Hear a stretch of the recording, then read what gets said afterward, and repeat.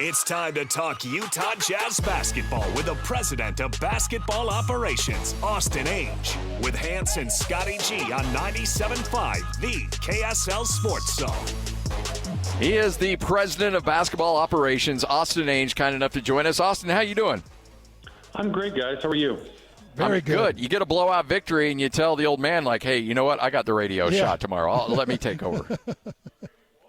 Happy to join you guys. I'll let him take the tough losses. There you go. It's exciting. What is that like, Austin? You sit back and you watch your product put up 152 points, just a couple points away from franchise history. Just talk about watching your guys do that last night. Yeah, I mean, all the successes are so fun to watch because you're around these young guys and these players, and they really give themselves to the game and they dedicate themselves, and it means everything to them. And so you just get excited for them and feel for them, happy with it. It's just a treat to be around when things are going well like that and see them have success. So 152, 128, obviously offensive, just a juggernaut last night for this team. When do you feel like you'll have a good sense of the identity of this team? Everybody always says in Major League Baseball it's around Memorial Day. Is there a moment where you kind of feel like, okay, I know who these guys are? Yeah, I would say 25. You start to have a better idea in the NBA. But, when you have a team as young as ours, we will continue to evolve the whole season as these guys kind of figure it out and find their place. Austin, it was so fun because Scotty, Lloyd, and I all showed up at the Ace Bailey presser, and we watched you up on the podium with a big grin on your face. You could see that you felt like you hit. Like you wore it. Like, hey, we hit. I know we fell from the lottery, but we hit. And now watching Ace Bailey continue to develop, work into now the starting rotation and into 26 minutes, putting up 20 points. How rewarding is that to see the decision and all the work that went into finding that fifth pick and now watching Ace do what he's doing? It's super rewarding, and it's more than just the scouting aspect. Since the day we drafted Ace, he and his family, we've been working on plans and developing him and helping him find just how to live life. Coach Hardy's done an amazing job with him and his staff, and we're just really trying to develop him right, raise him to be to reach his potential, whatever that ends up being. But it's things like, how do you eat? How do you get to the weight room? What's your daily schedule like? How do you handle travel? How do you handle your apartment? These types of things. It's a lot of work that goes into this, and so like I said, these successes are so fun to be a part of after all that work. I was doing a show with David Locke a long time ago, and we came up with the Oreo cookie theory that, sometimes when you're dunking it in milk and you leave it in a little too long, it all falls apart. But, you need to have that right kind of exposure. And we talked about that in terms of rookies. Is there too much that you can give a rookie too soon? And do you feel like you kind of have to pace them a little bit? Absolutely. I mean, really what we're trying to do is, like I said, it's just like raising kids. Coach Hardy, and he and I talk about this all the time. It really is like raising kids. What do you reward? What do you hold accountable? When do you give praise? When do you sit them down a little bit, right? And so we're trying to pick the things that are most important. Right now it's defensive game plan and defensive rotation. If you make a turnover, if you take a bad shot, maybe not stressing on that as bad as if we spend 20 minutes on the game plan saying force this guy right, their best player, and you check in the game and he goes right by you left, you got to come out, right? And so just picking some things and then working on them one at a time with these young guys and just adding every day to their repertoire and their knowledge base. So, Austin, going back last Tuesday, I was asking Danny about Isaiah Collier and his potential return, and he kind of led on to, it's coming. He gave us some indicators of where he'd been and what he's been doing to get ready. He jumps back on the court against Minnesota, has some good minutes. But I just want to go to the minutes he had last night, 27 minutes, and he goes to 11 assists. He puts up 14 points, a nice double-double in his third game back. And the reason I asked Danny about it is because Isaiah was one of my favorites from last year, because I'm a football guy, so I love tough guys. And Isaiah's a tough guy. He reminds me of a running back or a linebacker. He's an absolute tough guy beast. But I love his return. What does this guy do to have such a high level of assists? Because he was a record for rookies for the Utah Jazz. What is he doing to see the court to have these assists? Well, I mean, like you said, he's a running back, downhill runner, and he lives in the paint. And so you've got to bring help, and then he can spray it around and find guys. He really turns up the pace on our offense, and he just gets easy shots for guys. He's so strong and fast, guys can't keep him in front, and that just opens up opportunities for everybody else. Couldn't be happier about his return, especially he missed all of training camp and the first part of the season. That's hard to do for a young guy, and he hit the ground running. I was talking to a coach a couple of years ago, and he mentioned that sometimes when guys suffer season-ending injuries, it's hard to keep them involved because they have commitments with their rehab, and you've got to move on as a coach and as a team and try to win games. How hard is it to make sure that Walker Kessler still remains an integral part of this team, even though he's going through a season-ending injury? Yeah, it's going to be an interesting challenge, and every guy is a little different, and reality is a little different through this. It is hard, and it can be lonely. So we're going to do as good a job as we can to keep them involved in the group. We might have to give them coaching or scouting assignments or something to keep them engaged. So, Austin, just coming back to the state and taking over as president of operations, and now you're 11 games in and things are rocking and rolling. How is it? How have you enjoyed it? How much anxiety comes with it? Is it what you thought? I know you got a lot of years in this business, but is this what you thought it'd be here in Utah?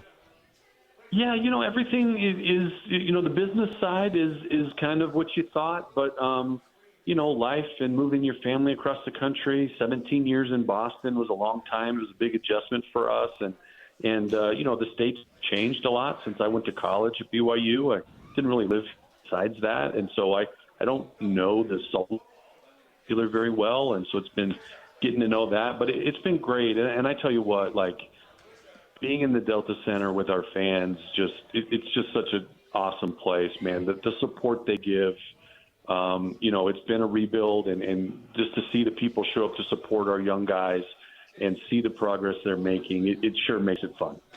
You've got a really good brain trust of, not just you and not just Danny, but Jay-Z and leaning on Ryan as well. And I've known a lot of people in that organization, Jim Olson, Chris Barney. I mean, there's a lot of really smart people in that building. When it comes to making a big decision, a personnel decision, and ultimately it's your call, but what is the conversations like in determining, okay, is this something we want to proceed with or not, whether it be free agency or trade or anything along those lines? Got a bunch of smart people, even more than the ones you named, and we get together and we spend so much time talking through these. I do a lot of individual discussions with those people, and then get together in groups and do it again, and then we just try to come to the best decision and bring it to Ryan and say this is what we feel, and he gives us the thumbs up or the thumbs down. But it really is a group effort. Coach Hardy's a huge part of that too. I try to keep him involved in every single part of these decisions because it really matters how he feels about things and how they fit in his system. So he's a huge part. How much do you lean on guys like George Niang and Kevin Love, Austin, to teach these young guys? Because this has been my biggest talking point for the last few years with Scotty is if you're going to have these young draft picks and you're going to have all these rookies that are coming in, you got to have the right leadership, the right guys, the right veterans to bring them up. How much do you lean on those guys to help them through the professionalism of this? A lot. There's voices from the old guys and the coaching staff in the front office, and then there's the voices in the locker room, and you need them all pulling in the same direction. And when we acquired those guys, and Nurkic as well, and Kyle Anderson as well, those guys have all been around and played in a lot of big-time games, and they know what it takes. And so we've asked every one of them when we acquired them. That was one of the first things I talked to them about. Like, we really need to help us in this way, and this is a big part of your role in this team. every one of them have embraced it and just been great from the day they showed up, and we're very, very grateful. Where's the ceiling on Svi? What are your thoughts on him and his potential future in this league? I mean, Svi has been awesome all year for us, and I see some fans out there going, "Why are we playing Svi instead of the 20-year-olds?" And we go, "Because Svi is good, and we've got him under a good contract, and he's a great example, and he makes the game easier for everyone, and he's playing hard on ends and shots. Like he just opened guys like Keyonte and Isaiah Collier." I mean, I hate to put ceilings on anyone, but we're thrilled with what he's done and the example he's given of being patient and staying professional and then capitalizing when he's gotten the opportunity. Okay, Austin, I want you to correct me if I'm totally wrong here. Just watching the young guys, watching the growth and development, there's been a lot of improvement. And I thought Walker Kessler's start was probably the most dramatic. But with Walker Kessler sidelined right now, would I be accurate in saying that Keyonte George has taken the biggest step from last year to this year? Yeah, I mean, so far, certainly through however many games we've played, he's had a great start to the season, and he you just can't, be more excited for him and his development because he worked so hard this summer. The best thing that ever happened to him was his girlfriend, Yaya, had to do summer school at the University of Utah, so he stayed and did this all summer within our weight room. Just transformed himself and his game, and it's all paid off. So you've got kids, and you know what it's like when they run into, they get some money for their birthday or something like that. At least my kids, that money couldn't burn a hole in their pocket fast enough. They wanted to spend that as quickly as they possibly could. You've got a ton of assets, and you've got draft picks, and you've got a lot of things that you can play with. How tempting is it not to go all in and to be patient and wait for the right opportunity? Yeah, it's something we talk about all the time, patience versus aggressiveness, and it really is dependent on how some of these players develop, right? We've got a ton of young guys. They don't all need to hit. They don't all need to make the leap, but once a couple of them do, the corner, right? And we're seeing it with Keyonte. We're seeing it with Walker.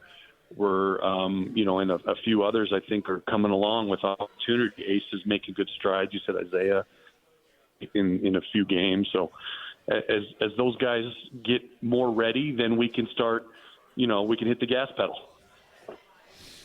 You got a nice finish coming into December 1st, Austin. 7 games at home, 2 on the road. You got nice Eastern Conference challenges before you hit L.A. with Atlanta and Chicago, both of them just right there on the borderline of playoff teams in the East. So good tests.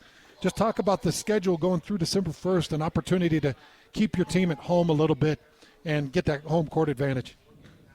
Yeah, I mean, look, these are you have some teams that are really hard for us and some teams that are good matchups, and we're trying not to focus too much on that and just go, it's boring coach speak, but day-to-day, possession by possession, keep growing and see where we're at the end of it. All right, so we're at an indoor golf facility down here in Orem doing a remote. So it's you, Danny, and crew on the course. How do you guys usually finish? 1, 2, 3. It's all pretty close. I think I'm probably last right now. I'm trying to work more than I golf. So good. I want to lose for the next few years till we get this Jazz thing rocking and rolling. I like it. Hey, Austin, we appreciate your time. Thanks for hanging out with us. A lot of fun, and keep it rolling. We look forward to catching up with you again sometime down the line. Tons of fun, guys. See you. Thanks, Austin. There he is, Austin Ainge, right here on 97.5 DKSL Sports Zone.